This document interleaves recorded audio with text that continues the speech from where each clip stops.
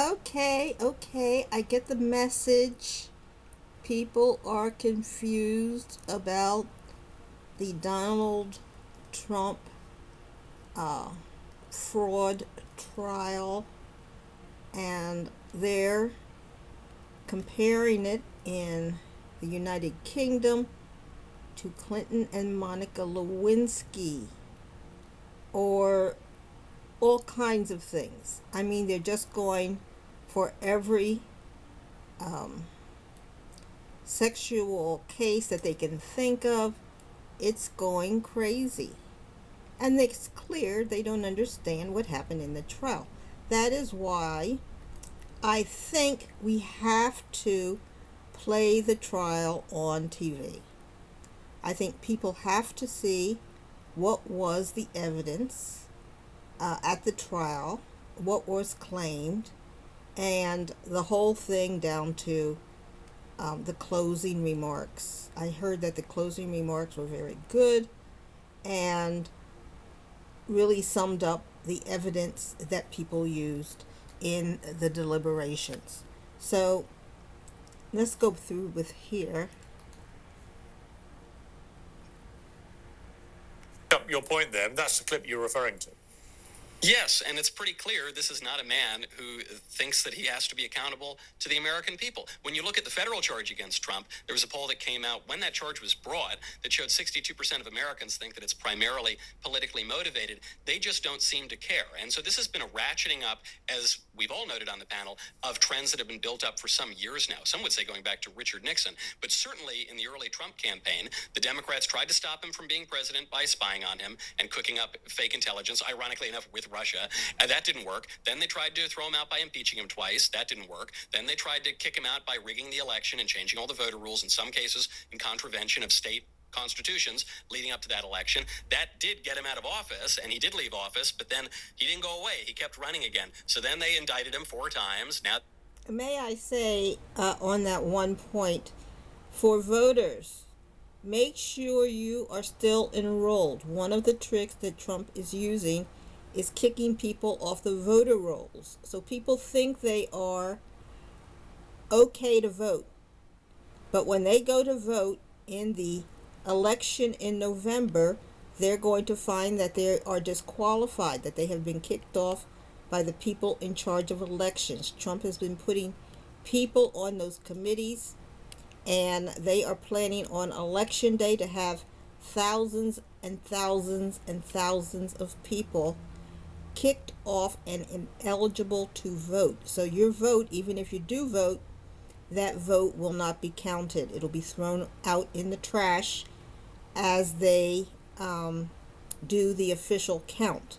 So please check to make sure that you are officially able to vote in the November election. If in any way you feel that you aren't, sign up. You don't have to do a big argument, just sign up again to vote, and you should get some kind of verification that you are eligible to vote. They are especially picking on Hispanics, people with multiple last names that they use. And so they're trying to say that this person is the same as this person, or this person's disqualified because of another person with a similar name. Be sure that you are still on the voting logs, because this is a this is a trick they're using in this election. They wanted to use it in the last election, but they didn't have enough people in charge of the elections. But now they've had more time, and I'm sure they're still up to their old tricks. they've convicted him. They're going to threaten to throw him in prison. Pretty soon they're going to threaten to send him to St. Helena. But this has absolutely nothing to do with the law. As was noted earlier, at most you're talking about a misdemeanor that would have already expired under the statute of limitations. I'm not even convinced that there was really a misdemeanor that Trump committed. So my fellow panelist here is celebrating that the rule of law has been vindicated and overturned 234 years of American legal tradition. I would challenge her to see if she could possibly articulate how and what crime Trump committed because so far Alvin Bragg, the DA, has failed to do so. The judge in the case, Judge Merchan, has failed to do so. And they can't do it because Trump didn't commit any of the crimes for which he's been convicted. Well, let's just ask quickly before I go to Kevin. Francesca, just on that point, what crime did Trump commit? It was financial crimes. It was white collar crimes. That is exactly what they charged him. He was convicted on. What was the crime? It's New York State law. I understand. What was the crime? It is New. Francesca, I don't even like it. It is Well, hang on, literally. Margot. He just got convicted on 34 counts. Francesca, what was the crime? Of like cooking the actual books. What was the crime? You are not allowed. So you are not allowed to use your own financial, like your own money, to pay off somebody, and then he logged it as something different. He logged it as just a regular payment, but he was actually paying off this porn star to keep quiet, which, if he hadn't been running for president, would not have mattered, but he was, and so it impacted campaign finance laws in New York State. Okay, that is what Juan Merchan just oversaw this. Okay. Alvin Bragg brought these charges because Michael Cohen, his sister, was already sentenced to 3. So you can see there's a lot of confusion, and this is being publicized. These people don't know what they're talking about. So I think we just put the trial on public media. You know, it can be the internet and TV, and people can see day by day what happened during the trial. They can hear the closing arguments, and they can decide if there was a case, if Trump seemed to be guilty. Now, Trump himself said Mother Teresa couldn't beat these charges if she were on trial.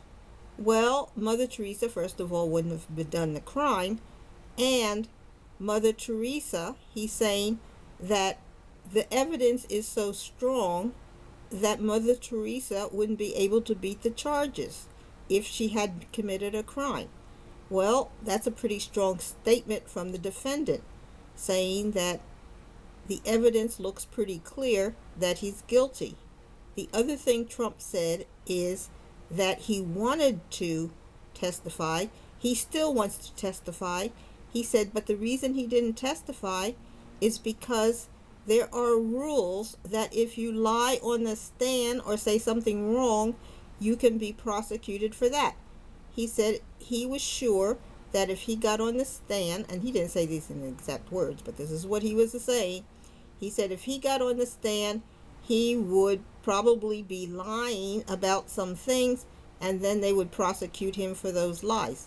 So that just means he has a tendency to always lie, and he knew that because the evidence was so strong that he would have to lie in order to avoid some of the questions. So that evidence comes from Trump during and after the trial. He said if he testified in his own behalf, he was probably going to lie in order to beat the charges.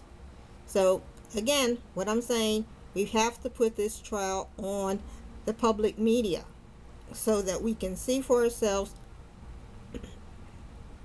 what the charges were, what the case revealed, the closing statements, and then each person can understand better what is going on, because these people who are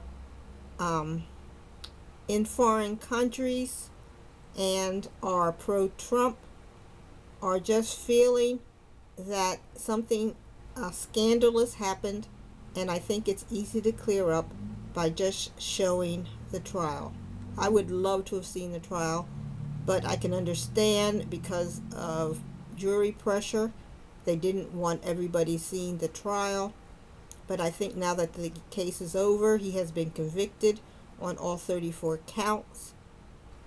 I think it's time to actually show the trial, just like they did for O.J. Simpson. So what do you think? Like and subscribe. Bye.